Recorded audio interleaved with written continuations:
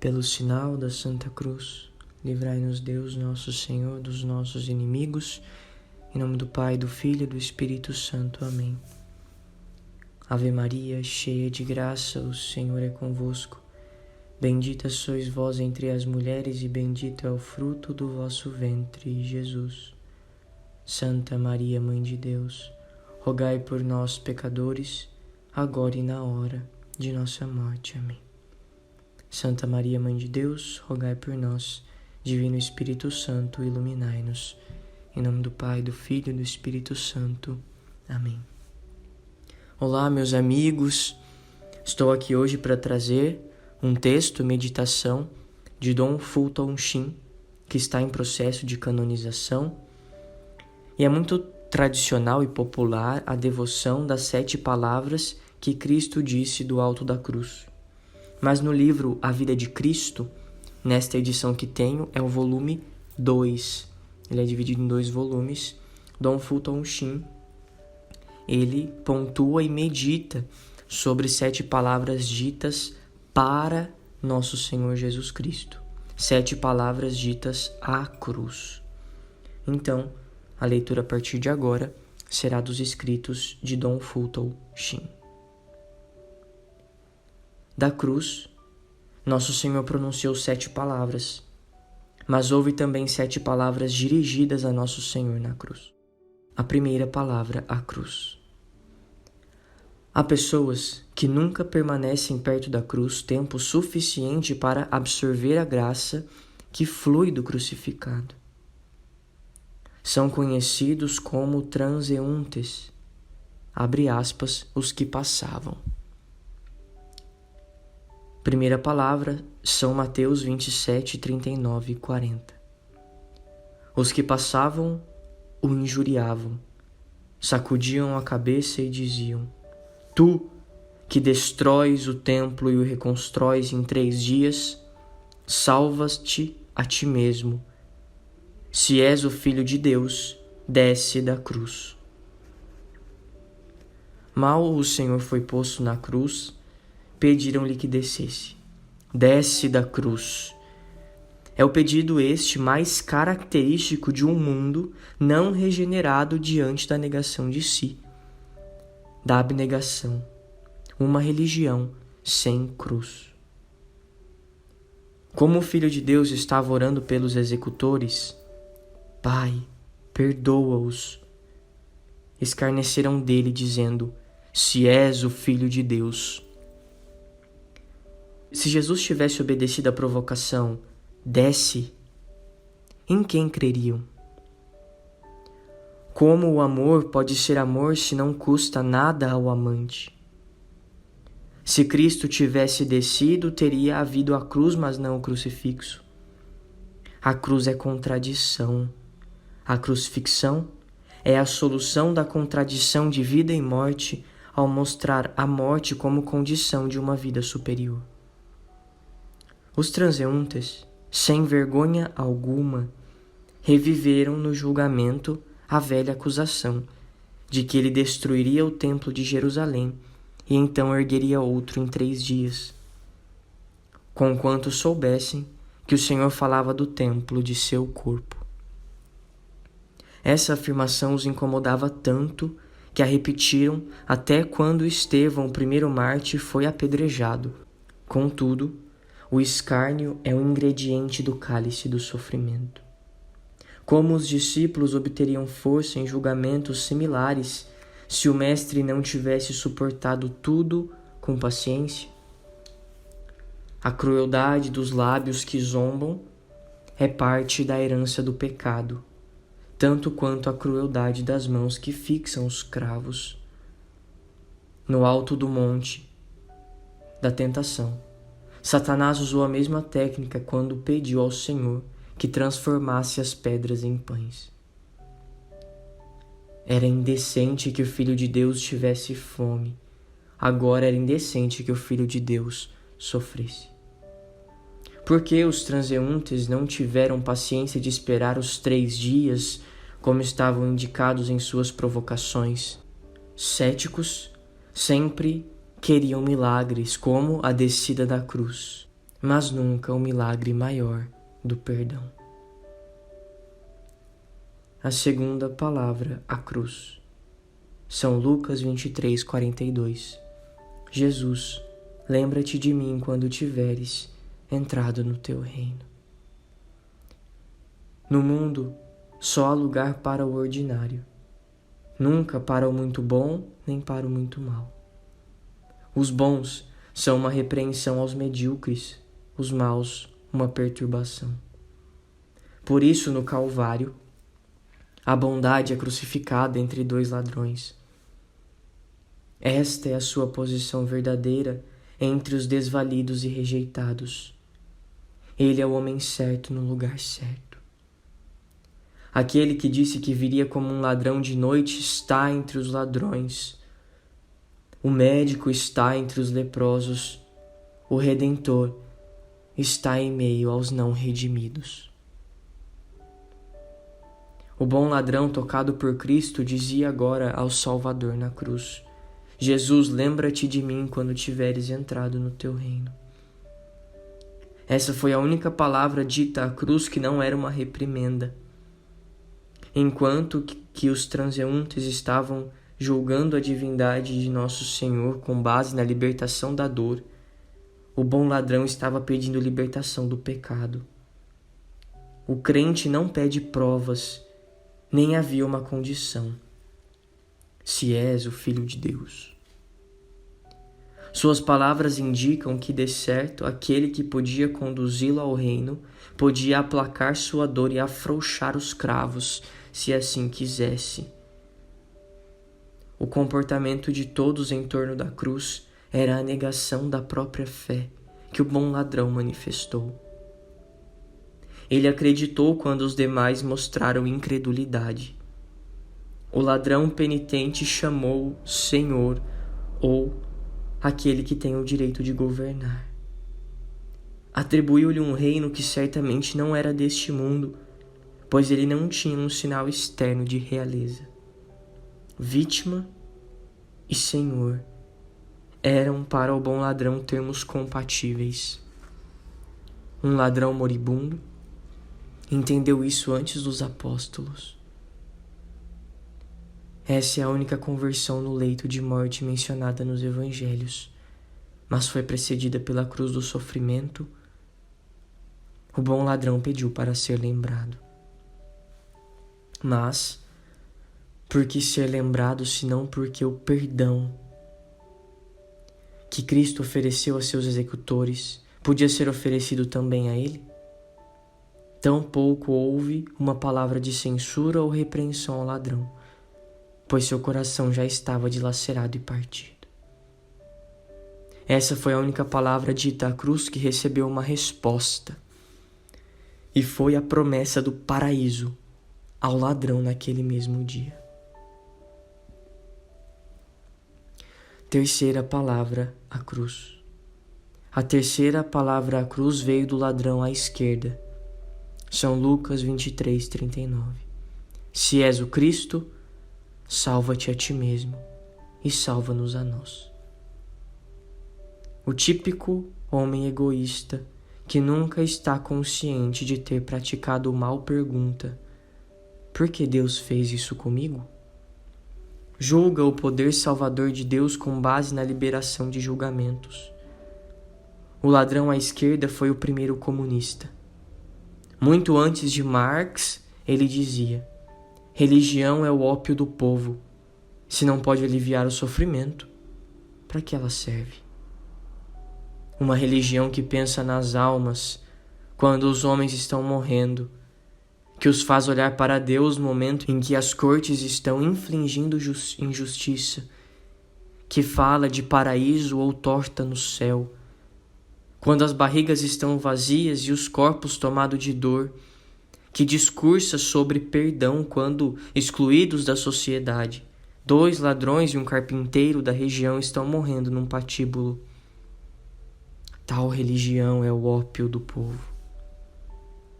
A única salvação que o ladrão à esquerda podia compreender não era espiritual ou moral, mas física.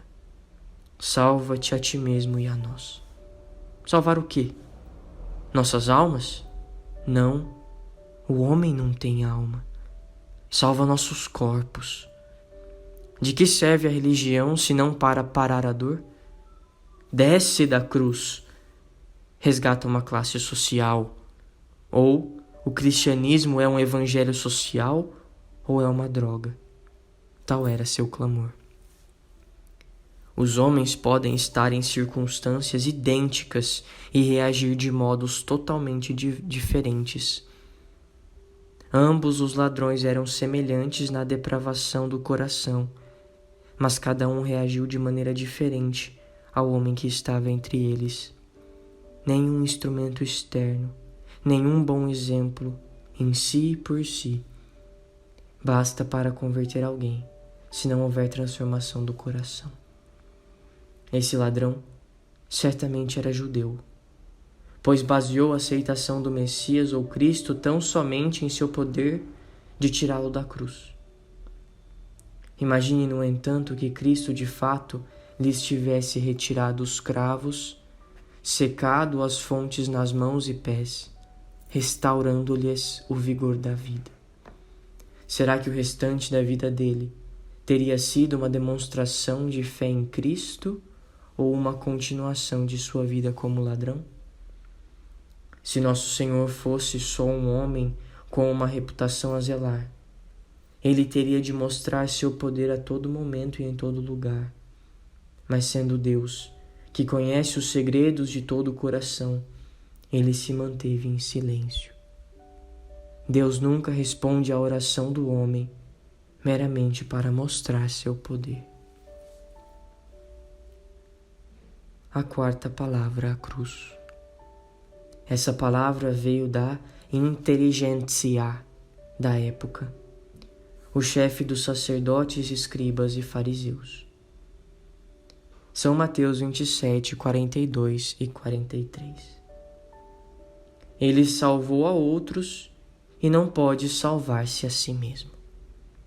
Se é rei de Israel, desça agora da cruz e nós creremos nele.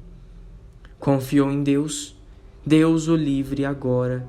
Se o ama, porque ele disse: eu sou o Filho de Deus.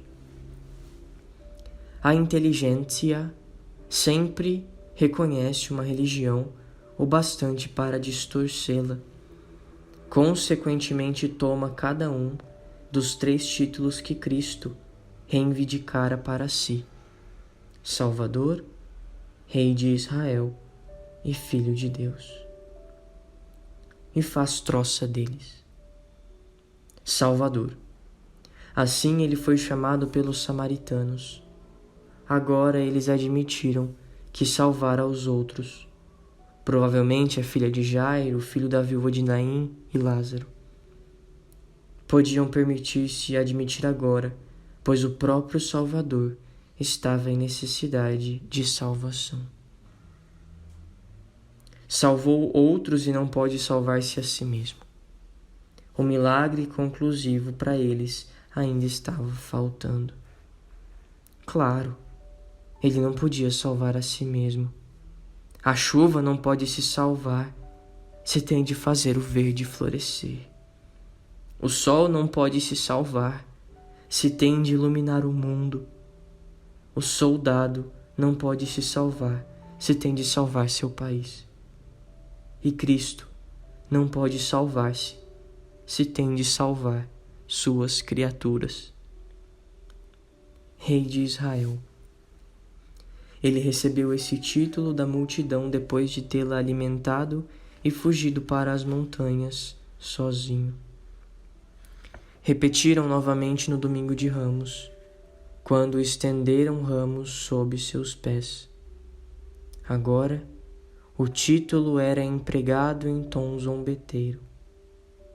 Se é rei de Israel, desça da cruz. Todos os reis da terra têm de sentar-se em tronos de ouro? Imagine que o rei de Israel decida governar de uma cruz, não ser rei de seus corpos pelo poder, mas de seus corações pelo amor.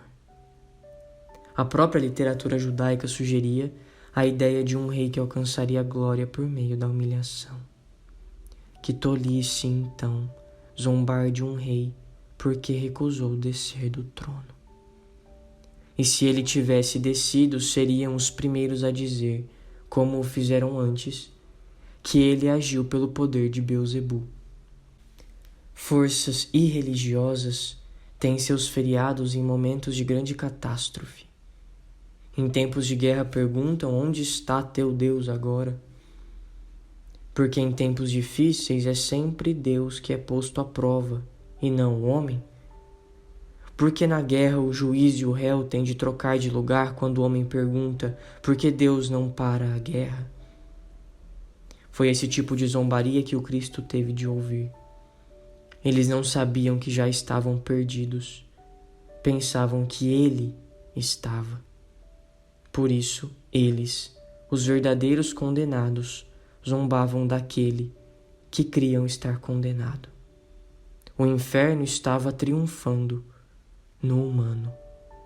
De fato, essa era a hora do poder dos demônios no inferno. Disseram que creriam se ele descesse, mas não creram quando o viram levantar Lázaro dos mortos. Tampouco creriam quando ele se levantasse dos mortos. Proibiram então que os apóstolos pregassem a ressurreição quando sabiam ser um fato. Ninguém que descesse da cruz teria conquistado os homens. Descer é humano, pender é divino. A quinta palavra, a cruz.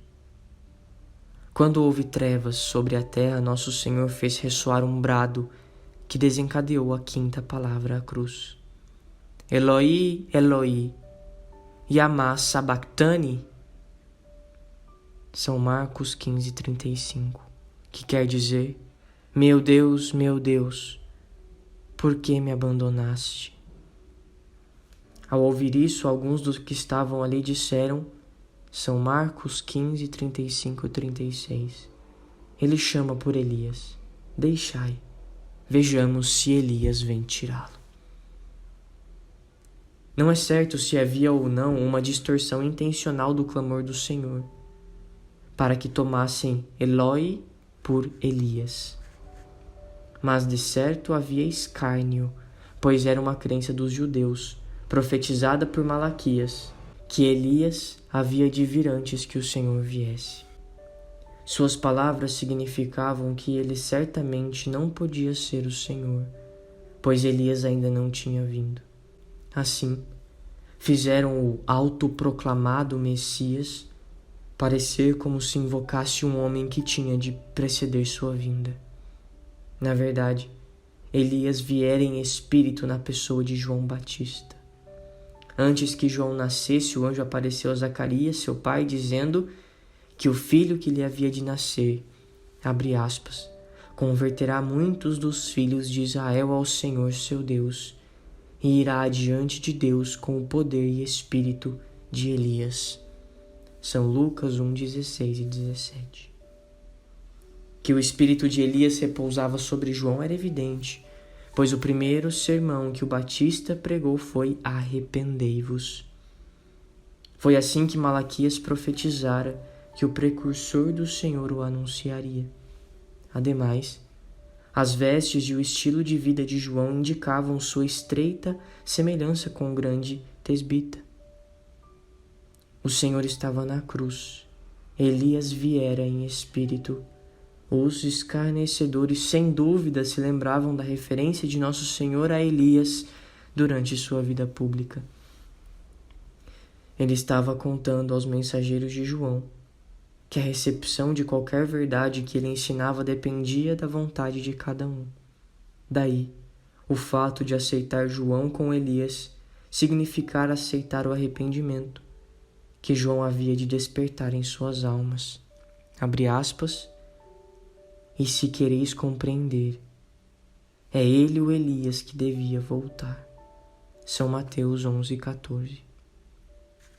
Se a consciência deles estivesse correta, disse-lhes, teriam aceitado João no espírito de Elias. Passaram-se 2 anos e suas consciências foram reveladas quando Cristo pendia na cruz. Haviam rejeitado João por seu ascetismo e abnegação. Agora, rejeitavam Jesus por pender na cruz. Assim como o povo esperava um Elias diferente, como seu precursor, também esperavam um Cristo diferente. O grito para a cruz, da parte daqueles que não entendiam uma palavra, era típico de muitos que pensam que a religião sempre significa algo diferente daquilo que realmente é. Durante toda a crucifixão, o único motivo unificador era: desce da cruz. Satanás não queria que ele fosse fixado ali. Pedro ficou escandalizado no exato momento em que ela foi mencionada. Nem mesmo aqueles que criam que Cristo era uma pessoa humana queriam sua cruz. O mundo sempre está à espera de Elias para tirá-lo de lá. O Cristo não crucificado é o desejo do mundo. A recusa a descer sempre será a reprovação daqueles que querem um Cristo fraco, com mãos brancas e sem chagas. A sexta palavra à cruz. A sexta palavra à cruz veio dos soldados. Do mesmo modo zombavam dele os soldados. Aproximavam-se dele, ofereciam-lhe vinagre e diziam: se és o rei dos judeus, salva-te a ti mesmo. São Lucas 23, 36 e 37. Esses homens não eram judeus nem cidadãos da Israel ocupada. Eram orgulhosos legionários de Roma.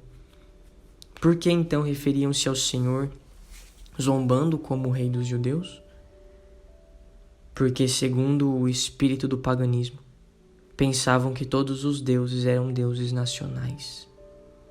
A Babilônia tinha seus deuses, os medos e os persas também tinham seus, os gregos da mesma forma.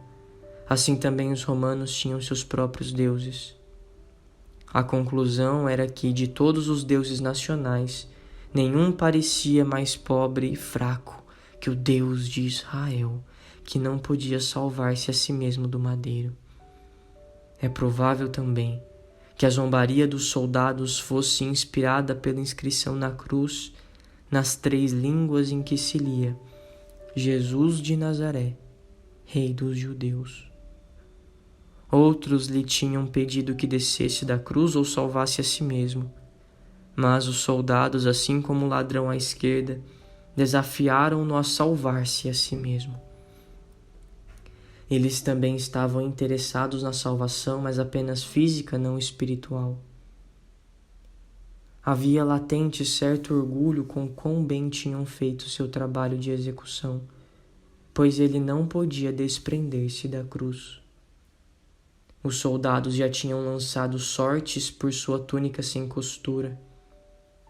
Caifás havia rasgado as vestes sacerdotais, mas a túnica do sumo sacerdote na cruz não foi rasgada. Deixou para os profanadores militares sua túnica sem costura e a crença de que ele não podia salvar-se a si mesmo. Estariam apostos no sepulcro na manhã da Páscoa para ver quanto estavam errados e por que ele não salvaria a si mesmo. Esses soldados pertenciam a um império em que um general que sacrificava milhares de soldados em troca de glória temporal era tido em alta conta. Mas zombavam do capitão da salvação que pessoalmente morreu para que outros pudessem viver. Essa é uma das poucas passagens do Novo Testamento em que se fala de soldados de maneira desfavorável. Poucos deles viram que sua recusa a se salvar não era fraqueza, mas obediência à lei do sacrifício. A vida deles levava-os ao compromisso com o dever de morrer, se necessário, para salvar a pátria. Mas não conseguiram compreender o mesmo sacrifício erguido acima do plano militar. Só podiam ver os acontecimentos em sucessão. Mas ele ordenara tudo desde o princípio. Ele veio para dar a vida em resgate de muitos. se em obediência à ordem deles o Senhor tivesse salvado a si mesmo, os homens teriam sido deixados sem salvação. A sétima palavra, a cruz. Quando Cristo foi crucificado, o sol escondeu sua luz. Quando ele morreu, a terra foi abalada em luto. Naquele terremoto, as rochas se partiram, túmulos se abriram e muitos corpos dos santos que dormiam se levantaram e saíram das tumbas e apareceram a muitos na cidade santa. Se a terra deu sinais de reconhecimento quando Deus estava libertando o seu povo da escravidão do Egito, ao separar as águas do mar, com tanto mais razão agora ela manifestava reconhecer como o Senhor libertou o homem da servidão do pecado. Ainda que o coração do povo não pudesse se partir, as pedras podiam. O centurião, encarregado dos soldados, percebendo o terremoto e relembrando o modo como o homem na cruz central tinha morrido, começou a refletir. Então esse sargento do exército romano deu um testemunho, não no reino dos sonhos, como fizera Cláudia, a outra pagã, mas com a expressão de um homem honesto e sensato. Este homem era realmente o Filho de Deus. São Marcos 15:39 é a sétima palavra. O Cristo que fora completamente abandonado pelos discípulos, exceto um, aos pés da cruz, que não ouviu nem sequer uma voz em sua defesa, exceto a de uma mulher, e que não teve ninguém que se apresentasse corajosamente para reconhecê-lo. Ele é enfim reconhecido em sua morte por um soldado com as marcas de batalha, que havia comandado e presidido a execução.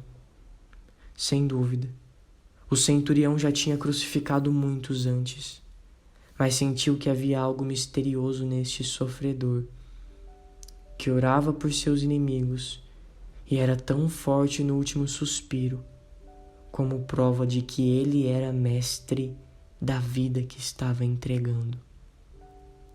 Vendo toda a natureza tornar-se animada e expressiva, sua mente viu a refutação das calúnias tolas e a inocência do homem justo. Sim, e mais, proclamou sua divindade.